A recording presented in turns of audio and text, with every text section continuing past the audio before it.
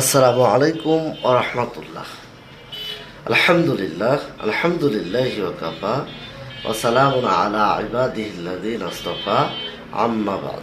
প্রিয় বন্ধুরা, নতুন আরেকটি ভিডিওতে বিশেষ আরেকটি বার্তা নিয়ে আপনাদের সামনে উপস্থিত হয়েছি। ভিডিওর বিষয়টি হচ্ছে নবীজি সাল্লাল্লাহু আলাইহি ওয়াসাল্লামের দাওয়াত একমাত্র ধৈর্য দিয়েই টিকেছিল।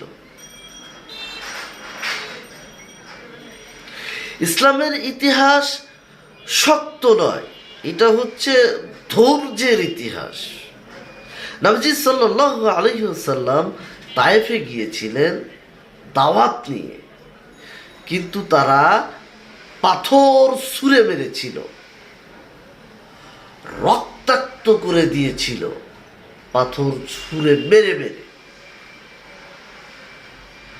তিনি চাইলে বদদোয়া করতে পারতেন,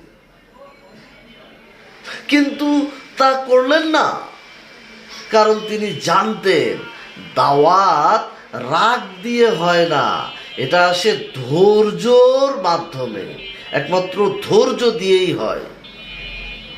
অবশ্যই জ্ঞান অর্জন করতে হবে, কারণ ধর্মের জ্ঞান না থাকলে দাওয়াত দিবে কিভাবে? পরিপূর্ণ জ্ঞান অর্জন করতে হবে।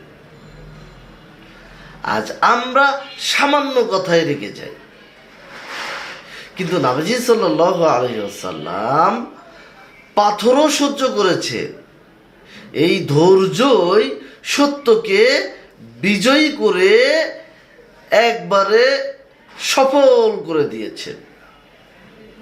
তাই আজ আমরা যে কষ্টই পাই না কেন, আমাদেরকে জেনে নিতে হবে আমরা নবীজির সুন্নাহ এর অনুসরণ করছি, তাহলেই আমরা সফল হব। আল্লাহ তাআলা আমাদেরকে উপযুক্ত বিষয়ের উপর আমল করার তৌফিক দান করুন। হে আল্লাহ, আপনি আমাদেরকে কবুল করুন হেদায়েতের পথে। আমিন।